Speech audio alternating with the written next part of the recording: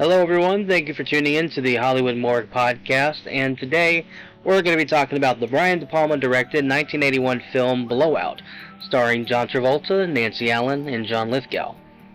I was told about this film from a friend who just was on the last episode we did where we talked about Barbie and a handful of other stuff. He was telling me about this movie and how he really liked it, so I decided to watch it. And I was surprised, to say the least. I wasn't sure what this movie was about. I didn't look up anything about it. He just kind of told me that it was good, that I should watch it, and so I did. So I went into this movie completely blind. I mean, he told me that Travolta was in it, but that was it. So I'm just going to give you a short review of the movie and what my thoughts were on it. I guess for starters, I would say directed by Brian De Palma, who directed another movie that I don't know if we've talked about. I think we've talked about it on the podcast before, but I don't think I need to do a review of it. Phantom of the Paradise, which is a kind of pre-Rocky Horror Picture Show, very rock opera musical kind of thing. Very well directed, a lot of interesting editing choices, and very good music, because it's the mid 70s, and it's very psychedelic and all that stuff, and the costumes and everything, so very good. But this one, John Travolta, he plays a sound guy. He works for movies. He does sounds like Foley and stuff like that, and he's the sound guy who works like this schlocky, I guess Roger Corman-esque inspired kind of film production company. And so they asked him to go out and record sounds for this movie that they're making, and whilst recording these sounds, he witnesses an accident involving let's just say a lady of the night, played by Nancy Allen, and a political official, and they veer off the road, crash through the guardrail, and they end up in the river. Now Travolta, thinking fast, goes to save the girl, whose name is Sally in the movie, saves her, and takes her to the hospital. Unfortunately, the governor who was in the vehicle did not survive. But as we see in the beginning of the movie, we see there's a lot of there's a conspiracy going on. They don't want the public to know that he was with this girl while they were in the car together and all this stuff, and it would ruin his reputation and everything, and which is stuff that I believe still happens today, I'm sure. It happened, thinking of another movie where it happened, we talked about The Birdcage. I think we talked about we talked about it and I reviewed it on the channel, which that's another one we should do, where he has a run-in with a young female. But anyway, so there's this conspiracy involved with this girl. They don't want them to know that she was even there, and yeah, and it's a whole thing, and John Travolta is kind of wondering what they should do. But he says that it was no accident. They said it was a blowout, that the tire blew out and then they fell off into the road, into the river.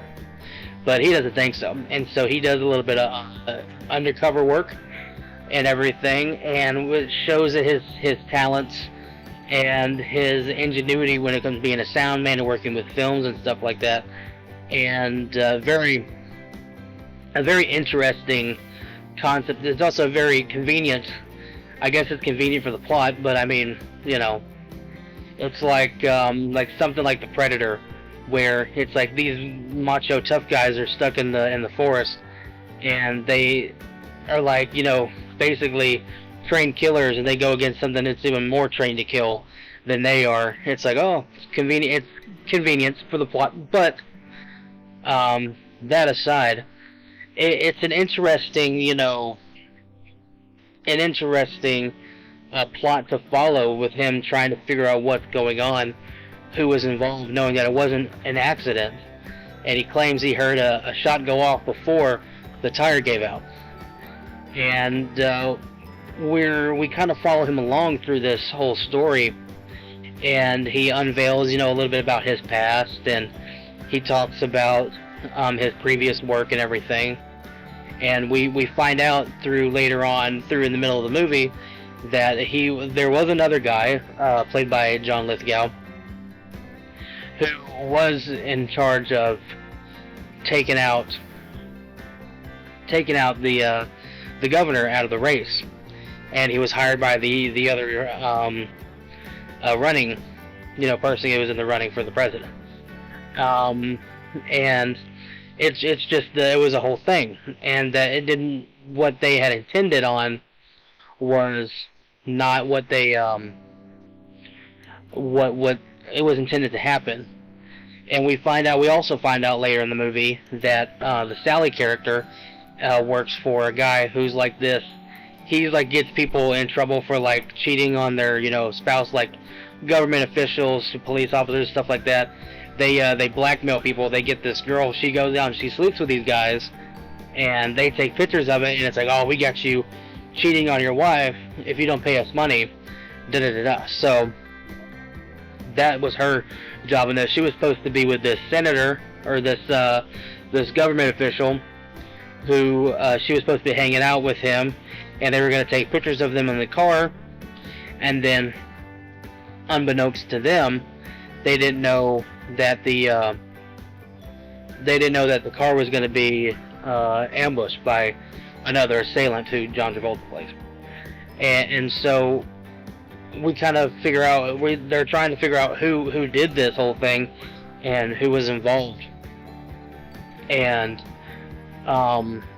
it's a very good movie. It's very well done, well edited.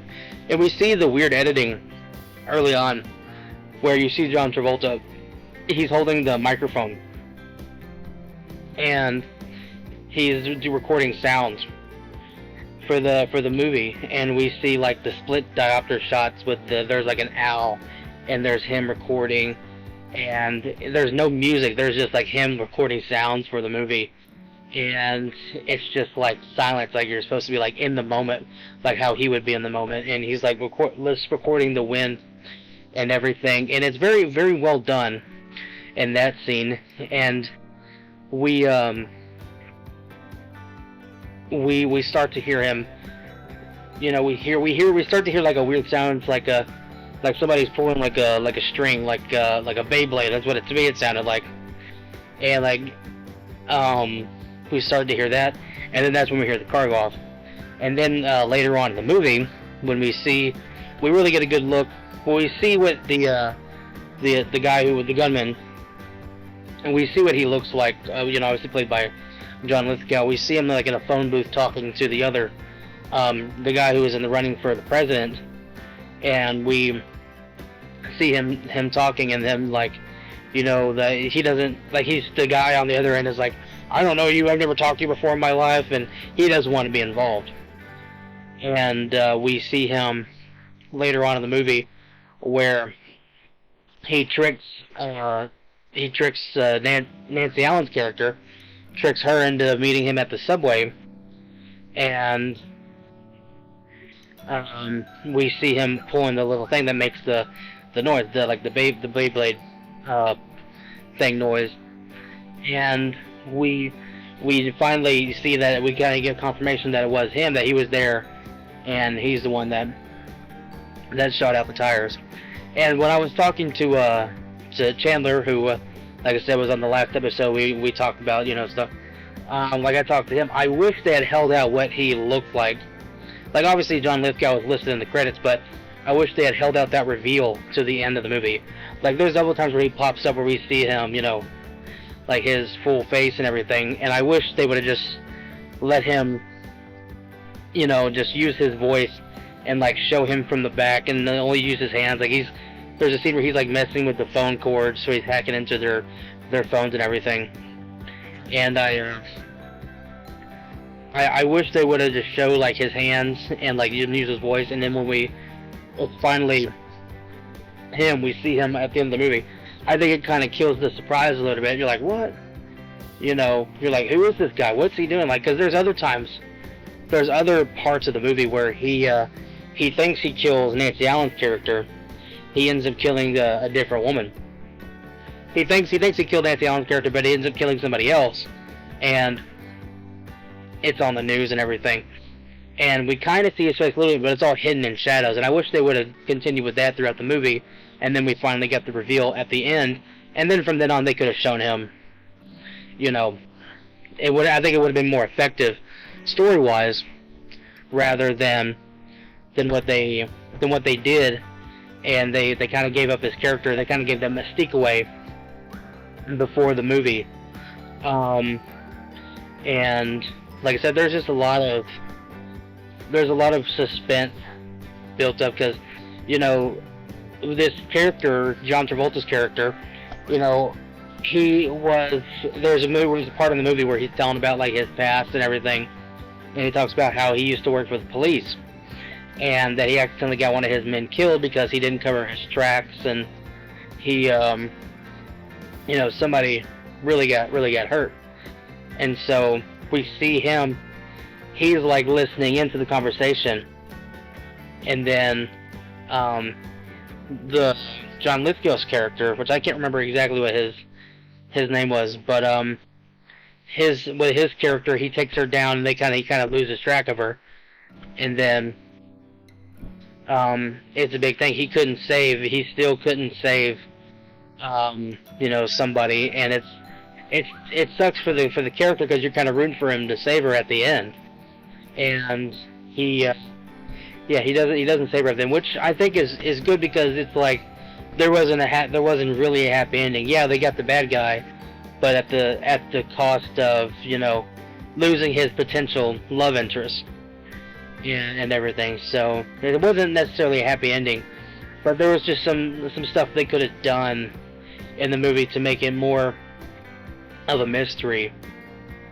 And we really don't know why the character does what he does. He's just, you hired me to kill this guy, and that's what happened. Like, he's just crazy. You know what I mean? So I mean, the movie is very good. It's very well directed, well edited. At the end, there's like a big fireworks show, and it's very artsy fartsy. And if you've watched Phantom of the Paradise and some other Brian De Palma stuff, it's very, very well done. I mean, there was no they did not, you know, cheap out anyway. Unfortunately, the movie was kind of a flop, because the budget was like $18 million and it only made like $13 million, $14 million at the box office. So it was definitely a flop, but I think this is one. It's available to get on Criterion. I'm sure it's available to get on DVD and stuff like that. But yeah, if you want to check the movie out, I'll put a link to it in the description for this video, or if you're listening on the Spotify or wherever you're listening to the podcast, I'll link it in the description there. But definitely recommend watching this movie, checking it out. You know, old John Travolta, like I said, 81, he's still, you know, he looks somewhat, you know, normal. This was pre-Pulp Fiction, you know, like Staying Alive, Grease era John Travolta, so yeah, definitely recommend, again, like I said, checking out the movie. And I think if you're a fan of like movies like Taxi Driver or Maniac or like Bad Lieutenant and stuff like that, like those old classic those movies, not like Grindhouse, but they're in New York, so they're still old New York that they're, you know, going through, and it's like that's not New York now. I mean, yeah, it's still a shithole, but it doesn't look anything like that now. So it's very much of a time capsule, and I think if you're a fan of movies like that, I think you would enjoy this one. So, like I said, I put a review of it on my Letterboxd, which I'll also put down in the description and everything. So go check it out. Thank you guys for listening. I hope you enjoyed this podcast, and yeah, have a great day.